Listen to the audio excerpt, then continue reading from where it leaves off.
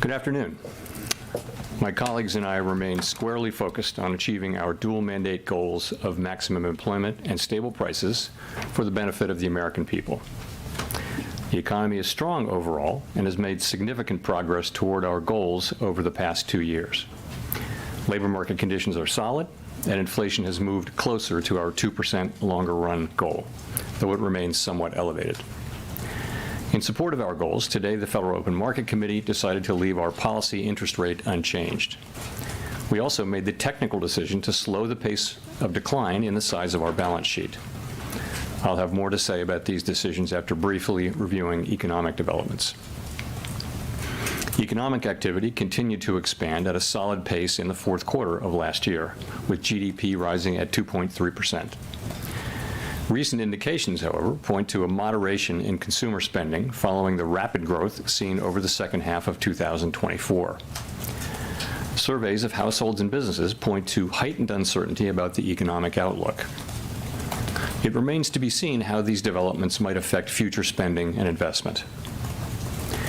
In our summary of economic projections, the median participant projects GDP to rise 1.7% this year, somewhat lower than projected in December, and to rise a bit below 2% over the next 2 years. In the labor market, conditions remain solid. Payroll job gains averaged 200,000 per month over the past 3 months.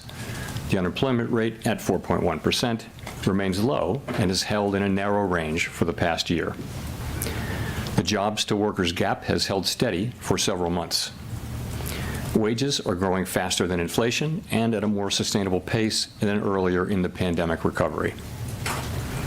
Overall, a wide set of indicators suggests that conditions in the labor market are broadly in balance. The labor market is not a source of significant inflationary pressures. The median projection for the unemployment rate in the SEP is 4.4% at the end of this year and 4.3% over the next 2 years. Inflation has eased significantly over the past 2 years, but remains somewhat elevated relative to our 2% longer-run goal. Estimates based on the Consumer Price Index and other data indicate that total PCE prices rose 2.5% over the 12 months ending in February, and that excluding the volatile food and energy categories, core PCE prices rose 2.8%. Some near-term measures of inflation expectations have recently moved up.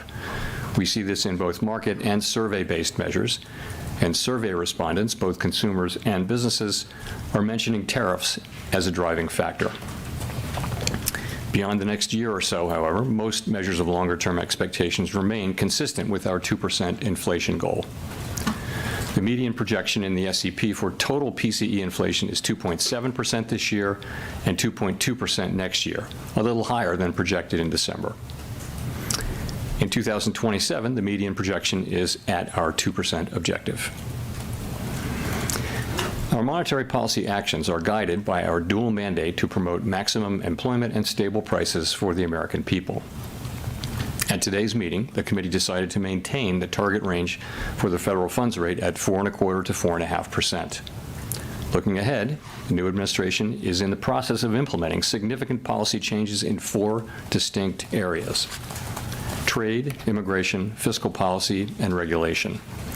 It is the net effect of these policy changes that will matter for the economy and for the path of monetary policy. While there have been recent developments in some of these areas, especially trade policy, uncertainty around the changes and their effects on the economic outlook is high.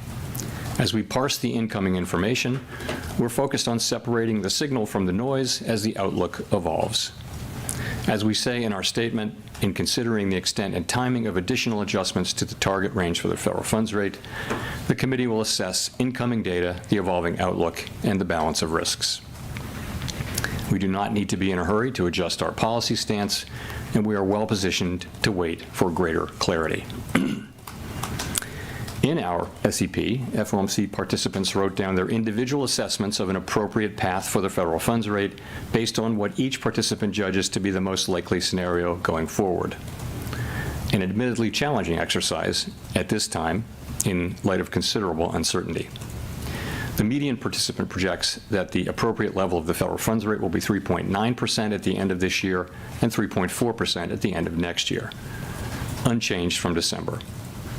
While these individual forecasts are always subject to uncertainty, as I noted, uncertainty today is unusually elevated. And of course, these projections are not a committee plan or a decision. Policy is not on a preset course. As the economy evolves, we will adjust our policy stance in a manner that best promotes our maximum employment and price stability goals. If the economy remains strong and inflation does not continue to move sustainably toward 2%, we can maintain policy restraint for longer. If the labor market were to weaken unexpectedly or inflation were to fall more quickly than anticipated, we can ease policy accordingly. Our current policy stance is well positioned to deal with the risks and uncertainties that we face in pursuing both sides of our dual mandate. At today's meeting, we also decided to slow the pace of decline in our balance sheet. Since we began balance sheet runoff, our securities holdings have declined by more than $2 trillion. While market indicators continue to suggest that the quantity of reserves remains abundant, we have seen some signs of increased tightness in money markets. Beginning in April, the monthly cap on Treasury redemptions will be lowered from $25 billion to $5 billion. Consistent with the committee's intention to hold primarily Treasury securities in the longer run, we are leaving the cap on agency securities unchanged. This action has no implications for our intended stance of monetary policy and should not affect the size of our balance sheet over the medium term. The committee also continued its discussions as part of our 5-year review of our monetary policy framework. At this meeting, we focused on labor market dynamics and our maximum employment goal. As we have indicated, our review will include outreach and public events involving a wide range of parties, including Fed Listens events around the country and a research conference in May. Throughout this process, we will be open to new ideas and critical feedback, and we will take on board lessons of the last 5 years in determining our findings. We intend to wrap up the review by late summer. The Fed has been assigned 2 goals for monetary policy: maximum employment and stable prices. We remain committed to supporting maximum employment, bringing inflation sustainably to our 2% goal, and keeping longer-term inflation expectations well anchored. Our success in delivering on these goals matters to all Americans. We understand that our actions affect communities, families, and businesses across the country. Everything we do is in service to our public mission. We at the Fed will do everything we can to achieve our maximum employment and price stability goals. Thank you. I will look forward to your questions. Howard. Howard Schneider with Reuters. Thanks for your time. So 2 things on sort of the real side here, inflation and then GDP. How much of the higher inflation forecast for this year is due to tariffs? And since the policy path remains the same, are you effectively reading this as a one-time price level shock? Okay, so how much of it is tariff? So let me say that it is going to be very difficult to have a precise assessment of how much of inflation is coming from tariffs and from other, and that's already the case. You may have seen that goods inflation moved up pretty significantly in the first 2 months of the year. Trying to track that back to actual tariff increases, given what was tariffed and what was not, very, very challenging. So some of it, the answer is clearly some of it. A good part of it is coming from tariffs, but we'll be working, and so will other forecasters, to try to find the best possible way to separate non-tariff inflation from tariff inflation. In terms of your sort of looking through question, too soon to say about that. As I've mentioned, it can be the case that it's appropriate sometimes to look through inflation if it's going to go away quickly without action by us, if it's transitory, and that can be the case in the case of tariff inflation. I think that would depend on the tariff inflation moving through fairly quickly, and it would depend critically as well on inflation expectations being well anchored, longer-term inflation expectations being well anchored. Well, I guess I'm looking at the out years here, and the fact that the policy path doesn't change at all, and inflation is unchanged in the out years also.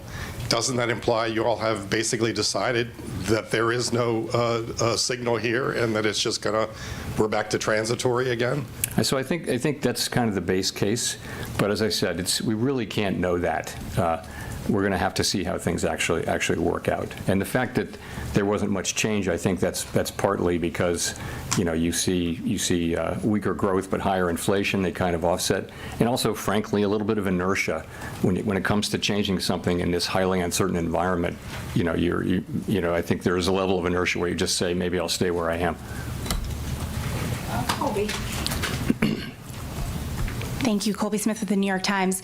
You just described inflation expectations as well anchored, but has your confidence in that assessment changed at all, given the increase in certain measures and the high degree of uncertainty expressed by businesses, households, and forecasters?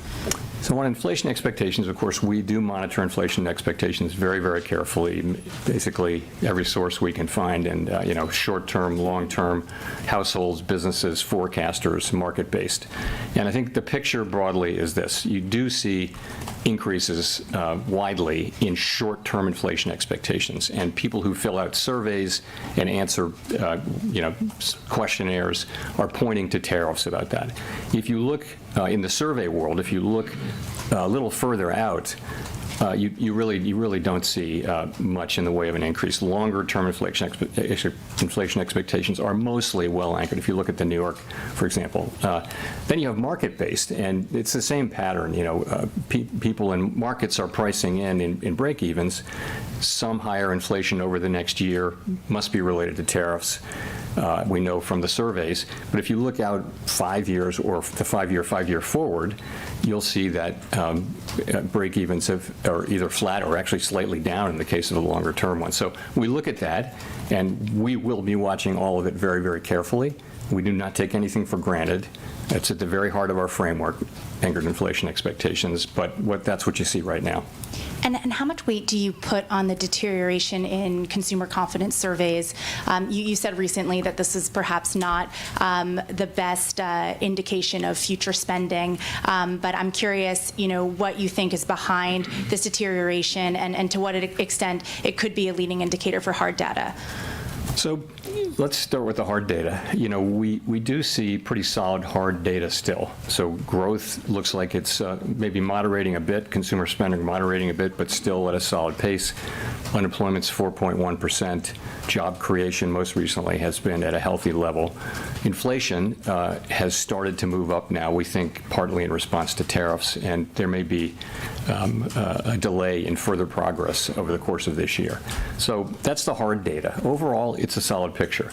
The survey data, both household and businesses, show significant rise in uncertainty and significant concerns about downside risks. So how do we think about that? And that is the question. As I mentioned the other day, as you pointed out, the relationship between survey data and actual economic activity hasn't been very tight. There have been plenty of times where people are saying very downbeat things about the economy and then going out and buying a new car. But we don't know that will be the case here. We will be watching very carefully for signs of weakness in the real data. Of course we will. But given where we are, we think our policy's in a good place to react to what comes, and we think that the right thing to do is to wait here for greater clarity about what the economy is doing.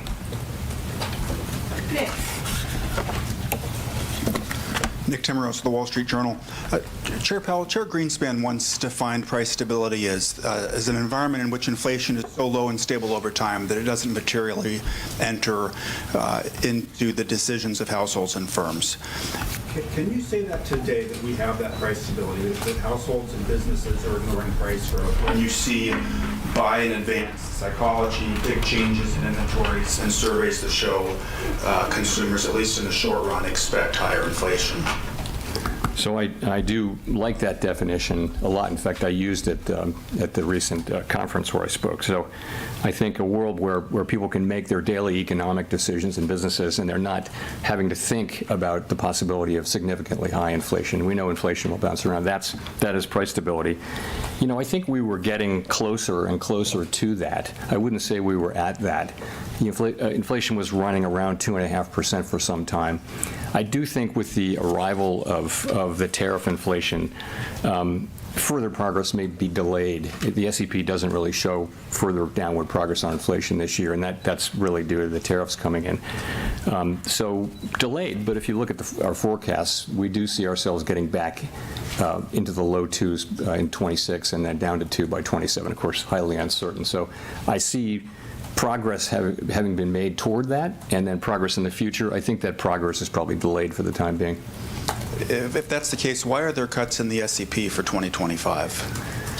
So again, people wrote down 2 cuts the last time, and they look at the they wrote down meaningful decline in growth from 2.1 to 1.7 in 2025, a tick up in the unemployment rate, so not much there, but core inflation up by 0.3. And so those kind of balance each other out. So people, not everybody, but on balance, people wrote down similar numbers. The changes aren't that big. The other factor, though, as I mentioned, is just really high uncertainty. What would you write down? I mean, it's really hard to know how this is going to work out. And again, we think our policy is in a good place. We think it's a good place where we can move in the direction where we need to. But in the meantime, it's really appropriate to wait for further clarity. And of course, the costs of doing that, given that the economy is still solid, are very low. Edward. Thank you, Mr. Chairman. Edward Lawrence with Fox Business. So with near 4% unemployment rate, that should be low enough to bring people in from the sidelines in terms of hiring. But we're seeing the hiring rates have been stuck at 2023, 2024 levels. So what's going on there? Yeah, so that's a feature has been for some time a feature of this labor market. You have pretty high participation accounting for aging. You've got wages that are consistent with 2% inflation, assuming that we're going to keep getting relatively high productivity. We've got unemployment pretty close to its natural level. But the hiring rate is quite low, but so is the layoff rate. So you look at initial claims or layoffs, so you're not seeing people losing their jobs, but you're seeing that people who don't have a job having to wait longer and longer. And the question is, which way does that break? If we were to see a meaningful increase in layoffs, then that would probably translate fairly quickly into unemployment, because people are, it's not a big hiring market. We've been watching that, and it's just not in the data. It hasn't happened. What we've had is a low firing, low hiring situation, and it seems to be in balance now for the last 6, 7, 8 months. That's where we are. There's healthy levels of job creation too. So overall, it's a labor market that's in balance, and we watch it very carefully. So then, have we seen the new administration's policies in the economic numbers yet? And when do you anticipate that happening? In labor or in other? In labor and inflation, just across the economy, have we started to see the new policies take effect in the numbers? Only in a kind of an early way. I mean, it's only been a few months, right? For example, the layoffs that are happening here are, they're certainly meaningful to the people involved, and they may be meaningful to a particular neighborhood or region or area, but at the national level, they're not significant yet. But we don't know. We don't know how far that will go. We'll find out much more. I mentioned that you saw we've had two very strong goods inflation readings in the last 2 months, which is very unexpected. I think hard to trace it to specific tariffs, but it must have something to do with, it's either noise and it'll come back, and that's very possible too. But if it is persistent, then it must be to do with people buying ahead of tariffs or raising prices ahead of tariffs and things like that. Those kinds of things happen, and they're very, very hard to capture because so much of it is indirect. A great example is their washing machines were tariffed in the last round of tariffs, and prices went up. But prices also went up on dryers, which were not tariffed.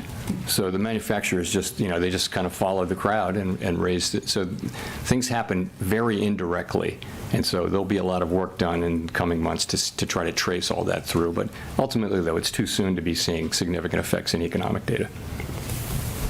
Craig. Craig Torres from Bloomberg News. Thanks, Chair Powell. You said transitory price increases from tariffs are the base case. Transitory is the base case. Wasn't it the base case last time? And didn't the FOMC forecast lower inflation ahead last time? And wasn't the lesson that it quickly got into services, haircuts, daycare, everything else? And so I'm just wondering why the 9 aren't taking that on board and are cutting twice this year. When you say last time, are you talking about the last? Pandemic, yes, during the Because you pandemic. could have been talking about the last time there were tariffs, in which case the inflation was transitory. Yeah, no, of course, we're well aware of that. And, it's still the truth. If there's an inflationary impulse that's going to go away on its own, it's not the right policy to tighten policy, because by the time you have your effect, you're in effect, by design, you are lowering economic activity and employment.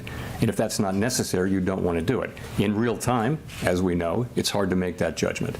And we're well aware, of what happened, obviously, with the pandemic inflation. But I mean, we have to look at this as a different situation. There are differences and similarities. I mean, it's a different time. We haven't had real price stability fully reestablished yet, and we have to keep that in mind. And we hear that people are very reluctant to take on to allow prices to go up. At the same time, we hear that businesses are intending to pass many of these prices through. So it's hard to say how this is going to work out.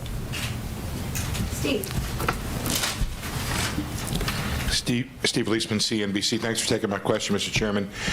The Bank of Canada, in its last policy statement, said monetary policy cannot offset the impacts of a trade war. What it can and must do is ensure that higher prices do not lead to ongoing inflation. I wonder if that kind of reflects your own sense of prioritization faced with higher prices and weaker growth, that the idea is you have to take care of inflation. So we have two goals, right? We have maximum employment and price stability, and we have to balance those. And there can be situations in which they're in tension, right? And we actually have a provision in our consensus statement that says what we should do in that case. That's a very challenging situation for any central bank, and certainly for us. And so what we say that we'll do is we'll look how far each of those two goals is, each of those two measures is from its goal, and then we'll ask how long we think it might take to get back to the goal for each of them, and we'll make a judgment, because our tools work in one direction. We're either tightening or loosening. So it's a very challenging situation. Let me say, we don't have that situation right now. That's not where the economy is at all. It's also not where the forecast is. I don't know any mainstream forecast that really shows significant problems like that. Well, just to follow up, yesterday, the UCLA Anderson forecast said there's a high probability of a recession. Where do you stand on whether or not the slowdown you're seeing creates a higher probability or concern that you may have on recession? Thank you. There's always an unconditional possibility of a recession. It might be broadly in the range of 1 in 4 at any time. If you look back through the years, there could be within 12 months a 1 in 4 chance of a recession. So the question is whether whether this current situation, those possibilities are elevated. I will say this. We don't make such a forecast. If you look at outside forecasts, forecasters have generally raised, a number of them have raised their possibility of a recession somewhat, but still at relatively moderate levels, still in the region of the traditional, because they were extremely low. If you go back 2 months, people were saying that the likelihood of a recession was extremely low. So has moved up, but it's not high. Chris. Hi, thank you. Chris Rugaber at Associated Press. As you know, I guess last night, President Trump fired 2 members of the Federal Trade Commission, an independent agency, and this could cause the kind of legal fight about the administration's power to fire independent people. If those firings stand, is that a threat to the Fed's independence? Could he do the same thing to the Fed board? So I think I did answer that question in this very room some time ago, and I have no desire to change that answer, and have nothing new for you on that today. Well, maybe I'll have another mulligan. As you know, I wanted to go back to the consumer sentiment, particularly the inflation expectations in the University of Michigan survey. In the summer of 2022, you cited the rise in the long-term inflation expectations in that index as the reason that you went big with a 3/4 point hike. So I know you've talked about all the different measures now, but you seem to not be placing the same weight on that. And so I'm just wondering, are you dismissing that, what we saw last week from the University of Michigan, or does that carry the same weight as it did in the past? So I mentioned it back then, but in no way did I place a huge weight on it. I think that was a ex post story, but it wasn't the case. That was a preliminary reading, and so is this. And it's also, this is that Michigan, the one you're referring to, the longer term thing. You know, we look at it, we don't dismiss data that we don't like, we force ourselves to look at it, but it is an outlier compared to market-based and compared to other survey-based assessments of longer run inflation expectations. So we got to keep that in mind. And I would just say we look at all of them, and that one's kind of an outlier, but you know, nonetheless we take notice of it. Thank you. Michael McKee from Bloomberg Radio and Television. There's a worry on Wall Street that when you say you want to study the net effect of the fiscal policies we may see on the economy, that you would end up waiting too long and be behind the curve in responding to any downturn. How can you reassure people that you can spot a problem early enough unless you decide to be preemptive? Yeah, look, we're aware of we're well aware of how things are going to evolve and the timeframes and all that. And you know, we will use our tools to foster achievement of our goals to the best we can. And of course, we're going to try to be timely with that. For right now, the hard data are pretty solid. We are obviously aware of the soft sentiment data and high uncertainty, and we're watching that carefully, and we think it's a good time for us to wait for further clarity before we consider adjusting our policy stance. Do you think it's going to be hard to get clarity in a government by tweet? I mean, do you have a feeling that at some point you actually will have a forecast you can trust? Yes, I think we will. It's hard to say when that will be. You know, these decisions are going to be made, and they're going to be implemented, and then we'll know. At that point, we'll know what the decisions are, and we'll have to make assessments then about the implications for the economy. Those things will happen. A lot of them will happen over the course of, in coming months, certainly over the course of this year, and we'll be adapting as we go. Rachel. Hi, Chair Powell. Rachel Siegel from the Washington Post. Thank you for taking our questions. At the beginning, you were talking about separating the signal from the noise and tariff inflation from non-tariff inflation. Can you walk us through what that looked like over the last couple of months, if there were specifics from the January meeting to now that helped you make those distinctions? So when we say separating the signal from the noise, that's just a way of saying that things are highly uncertain, and that you're reading about developments. The news is full of developments of tariffs being put on and taken off and things like that. Some of that is noise in the sense that it's not really telling you anything. You're trying to extract a signal from that, and the signal is what's going to be the effect on economic activity, on inflation, on employment, and all those things. So that's really when we say signal and noise. Sorry, the second thing was?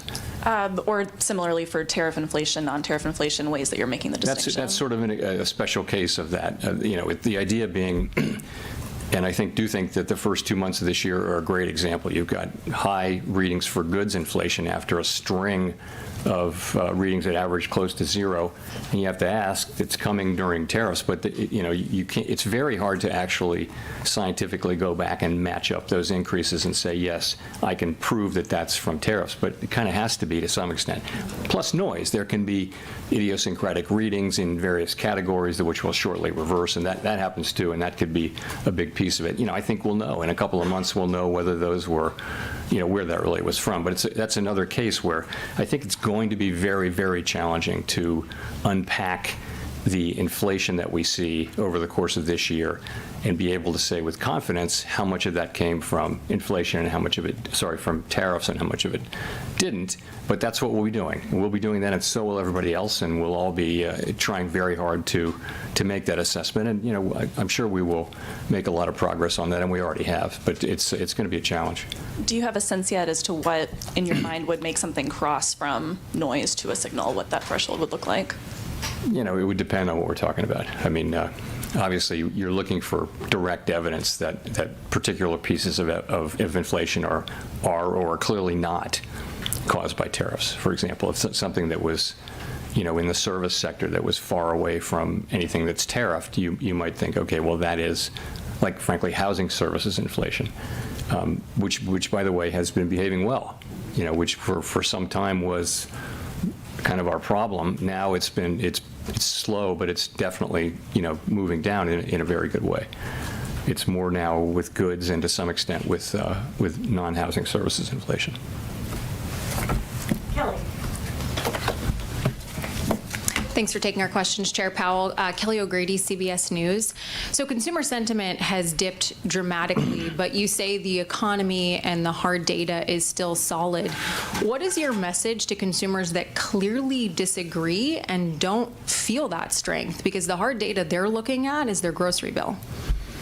Okay, so a couple things. The grocery bill is about past inflation, really. There was inflation in 21, 2, and 3, and prices went up. The current level, it's not the change in prices. It's they're unhappy, and they're not wrong to be unhappy that prices went up quite a bit, and they're paying a lot for those things.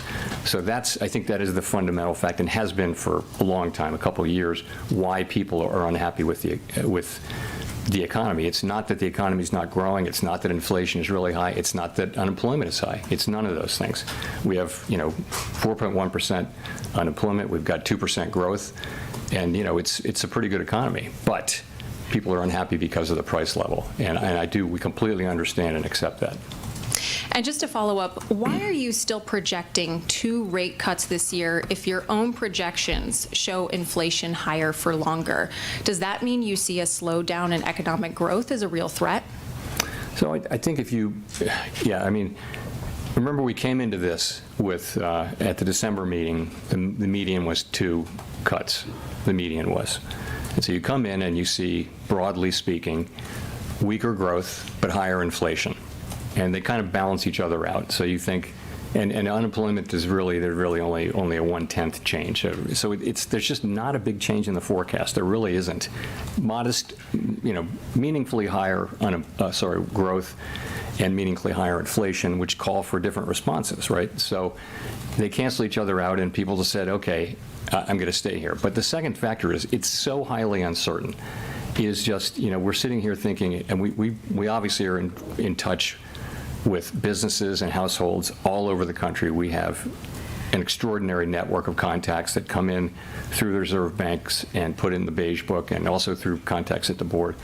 And we get all that, and we do understand that sentiment has fallen off pretty sharply, but economic activity has not yet. And so we're watching carefully. So I would tell people that the economy seems to be healthy. We understand that sentiment is quite negative at this time, and that probably has to do with turmoil at the beginning of an administration that's making big changes in areas of policy, and that's probably part of it.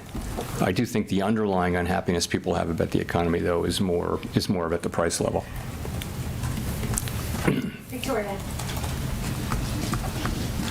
Hi, Victoria Guido with Politico. I wanted to ask, first of all, if you could clarify, you were talking about how tariffs were a good part of the uptick in the inflation forecast, and I was just wondering what that specifically refers to. Is that the tariffs that have already been put in place? Is that anticipating some of the tariffs that might be coming on April 2nd? And then also, if you wouldn't mind, talking a little more about the balance sheet decision and what drove that. Did that have anything to do with expectations of how the debt ceiling, raising the debt ceiling, might affect the reserve supply? Yeah, so in the SEP, you'll see that there's not further progress on core inflation this year. We're kind of flatlining, going sideways.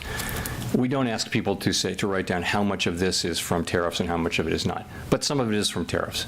We know that tariffs are coming in. We know that they're probably already, all forecasters have tariff inflation affecting core PCE inflation, core CPI inflation this year, without exception. I'm not aware of an exception. So it's in there. I can't tell you how much of that it is. In terms of the balance sheet, so yeah, I think, I guess the way I'd say it is, it was the flows in and out of the TGA that got us thinking about it. But as we thought about it, we really came to the view that this was a good time to make the move that we made. And broadly committee that came around to the view that we would do the same thing we'd already done, which is I guess in June, was it June, whenever it was, we lowered the pace of QT, and we're just going to do that again. We're going to cut it roughly in half. And the sense of that is, if you're cutting the pace of QT roughly in half, then the runway is probably doubled. Okay, so it's going to be slower for longer, and people really like that. People thought that's a good idea. You know, it's like a plane. You can think of it like a plane coming in for a landing. As we get closer, and we by the way, we still think that reserves are abundant, although you begin to see some of the things we look at begin to react a little bit, but we still think that they're abundant. And of course, now the TGA is emptying out, so reserves are higher now, so you can't really see the underlying signal. So we came around to the view, and it had a lot of appeal, and so we did it. It has no implications at all for monetary policy. It has no implications at all for the ultimate size of the balance sheet. It isn't sending a signal in any hidden way that you can try to tease out. It's just not there. We're basically, it's very consistent with our plans and our practices that we've published and that we've followed since we began this, what is a very successful, rundown of the balance sheet. Again, the second time that we've slowed the pace, and we've said that we would stop when we were somewhat above the level we judge as ample. And clearly we're not at that level yet, but we're going to be approaching it more slowly. It's a common sense kind of a thing, and it had pretty broad appeal, I will say. Claire. Claire Jones, Financial Times. You said in January, Chair Powell, that inflation expectations remained well anchored. Would you still say they remain well anchored today? And just to reiterate the question others have asked, if they're not so well anchored, why hasn't there been a more radical shift to the policy path today? Thank you. So when we talk about inflation expectations being well anchored, we're talking about longer run inflation expectations. And they really haven't moved much, I mean, if at all. There's one reading that everyone's focusing on that it's higher, but the other survey readings and the market-based readings all show relatively, well-anchored inflation expectations. You would expect that expectations of inflation over the course of a year would move around because conditions change, and in this case, we have tariffs coming in. We don't know how big, what's big. There's so many things we don't know, but we kind of know there are going to be tariffs, and they tend to bring growth down. They tend to bring inflation up in the first instance. So I would say, I'm not dismissing what we're seeing in short-term inflation expectations. We, as I mentioned, follow that very carefully. But when we say expectations are well anchored, we're really looking at longer terms, 5-year and out, and there's really no story to tell 5 years and out, either in market-based or in surveys. But we'll watch it. I mean, we're not we're not going to miss any evidence that longer term or medium term inflation expectations are moving. Neil. Hi, Chair Powell. Neil Irwin with Axios. Treasury Secretary Bessent has observed that a large share of job growth over the last couple of years has been in what he calls government or government-adjacent sectors, healthcare, education. Do you agree that there's some weakness in underlying private job growth, and do you see the composition of job growth as something that has policy implications? So that has been the case. We talked about that over the course of the last year. There were some good number of months and times when a lot of the job creation was concentrated in, educational institutions, healthcare, state governments, things like that. There were also times when private sector job growth has been moving in a healthy range. I mean, they're all jobs, but and remember, we're at very low unemployment for quite a time now. So I think it's a good labor market, but it's something that we monitor carefully. From our standpoint, employment is employment. But the elected government is entitled to have, we don't have policies that address different kinds of employment, but the elected government has a different role, and they can have those. I'll do a quick QT question.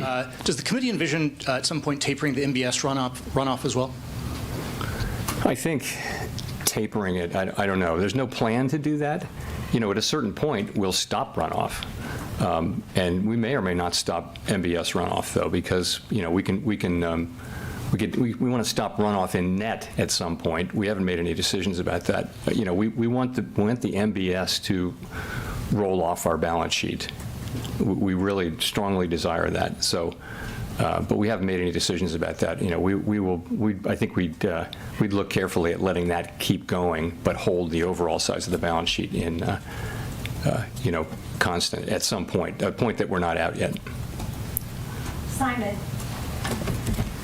Simon Rabinovich with The Economist. Thank you, Chair Powell. Several times today you've said that you feel you're well positioned to wait for greater clarity. At the same time, you could point to quite a few growth risks at the moment. We've seen a stock market that's gone quite wobbly, rapidly cooling housing sales, plunge in confidence surveys. Today, not only did the S&P mark down the growth outlook, 17 of 19 see risks to the downside. So my question is, how confident are you that you're well positioned, or is that one more thing that you're uncertain about? I'm confident that we're well positioned in the sense that we're well positioned to move in the direction we'll need to move. I don't know anyone who has a lot of confidence in their forecast.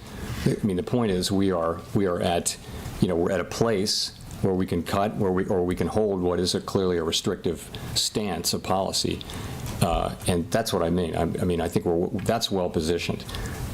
Forecasting right now, forecasting is always very, very hard, and in the current situation, I just think uncertainty is remarkably high.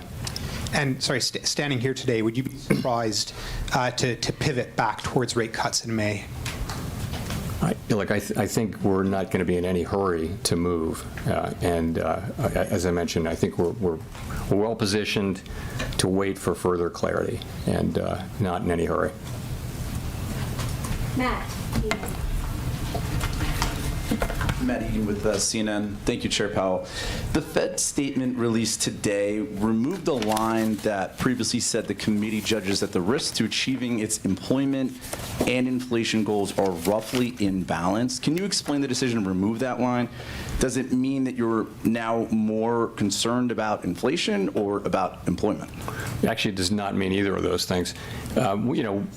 Sometimes with language, it lives its useful life, and then we take it off, and that was the case here. There's really not meant to be any signal here. Over the past year, conveying this sense of the balance of risks was important, that they be in balance or close to being in balance. That was useful as we approached liftoff, if you remember, but we're past that. Beginning to cut. So we just took it out. I actually would say that the more important thing now about risks, and this is in the pages like 10, 11, 12 of the SEP, if you look, participants widely raised their estimate of the risks to of uncertainty, but also of the risks to growth and our employment and inflation mandates. That's a more salient point now than whether they're in balance. Just on the stock market has obviously declined significantly since the Fed last met. Are you concerned at all about some of the market volatility having a real economic impact in terms of hurting business spending or consumer spending, especially among higher income households? So financial conditions matter to us because, financial conditions are the main channel to the real economy through which our policy has its effects. So they're important. But what matters from a Fed standpoint for the macro economy is material changes to overall financial conditions that are persistent, that last for a while, long enough to actually affect economic activity. So that's what we're looking for. I'm not going to opine on the appropriate level of any market, equity, debt, commodities, or anything like that. And I would just point you to the bigger picture again. The real economy, the hard data, are still in reasonably good shape. It's the soft data, it's the surveys that are showing, significant concerns, downside risks, and those kind of things. We don't dismiss that. We're watching it carefully, but we don't want to get ahead of that. We want to focus on the hard data. If that's going to affect the hard data, we should know it very quickly, and of course we'll understand that. But you don't see that yet. Jennifer. Thank you, Chair Powell. Jennifer Schonberger with Yahoo Finance. As you look to navigate higher inflation and lower growth, the Fed has talked about heeding the lessons from the 1970s. Is the Fed willing to have a recession if it means breaking the back of inflation? Well, fortunately, we're in a situation where we have seen inflation move down from, higher levels to pretty close to 2%, while the unemployment rate has remained very consistent with full employment, 4.1%. So we now have inflation coming in from an exogenous source, but the underlying inflationary picture before that was, basically 2.5% inflation, I would say, and 2% growth and 4% unemployment. So that's what we did. That's what together the economy accomplished. So I don't see any reason to think that we're looking at a replay of the 70s or anything like that. Inflation, underlying inflation is still running in the 2s with probably a little bit of a pickup associated with tariffs. So I don't think we're facing, I wouldn't say we're in a situation that's remotely comparable to that. And last month, the idea of a Doge dividend was proposed, which would send $5,000 checks to every taxpayer from Doge savings. President Trump and Elon Musk have supported this. There's reports there could be a bill introduced on Capitol Hill. What impact might that have on household savings and spending in terms of your growth and outlook for inflation? It's not appropriate for me to speculate on political ideas or fiscal policy for that matter, so I'm gonna pass on that one. Thank you. Daniel. Hi, Chair Powell. Daniel Avis from Agence France Presse. You mentioned that tariffs are already having at least some impact on inflation. I'm just wondering how you and your colleagues on the FOMC have been thinking about the possibility of retaliatory tariffs from other countries, especially with April the 2nd coming up. Was it something you considered during this meeting? Thanks. So since the very beginning, we've had kind of a placeholder. The staff has a placeholder of a range of possible outcomes from tariffs and from trade policy generally, and they generally assume full retaliation in those. And so that's kind of baked into the numbers. What happens, it will be complicated, and there will be some retaliation and some not, and all that. But ultimately, they're trying to, with the placeholder, give us a broad sense of what this might look like. When we actually know the specifics, we'll be able to have still uncertain, but better informed forecasts. So yes, that's in there. Last question goes to Jean. Hi, Chair Powell. Jean Young with MNI Market News. Had a couple questions on the balance sheet change that you made. So the minutes had initially described your discussion on slowing QT as temporary until the debt ceiling is resolved. But from what you said earlier, it doesn't sound like there's a desire to kind of regain the pace of QT that we have at the moment after the debt ceiling is resolved. Is that the case? Yeah, so we looked at pausing and we looked at slowing, and really people came together very strongly behind slowing, not pausing, for a variety of reasons. And so people really came to be, pretty strongly in favor of this move. It slows down the path and probably lengthens it, doubles it effectively by slowing by half. That people thought that's a good place to be. It'll help us assure that this path is a smooth one as we get closer and closer to that. So that's how that came about. Well, I guess my question is more, was that meant to be a temporary measure during the debt ceiling episode, or? It was the TGA flows, Treasury General Account flows, that got us thinking about this. But the more we thought about it, we came around to this. And it is, yes, it was provoked. The original discussion was provoked by that. But I think what we came up with, though, was broader than that and different than that. It does address that issue, but it really is also, it fits in really nicely with our principles and our plans and the things we've done before and the things we said we would do. So that's why, pretty strong support. I'd just say it's nothing to do with monetary policy, nothing to do with the size of the balance sheet. It's just kind of a common sense adjustment as you get closer and closer. Let's slow down a little bit again, and that way we'll be more and more confident that we're getting where we need to get. You can take our time getting there. We're shrinking the balance sheet every month, and we think it was a good play, and as I mentioned, well supported. Thanks very much.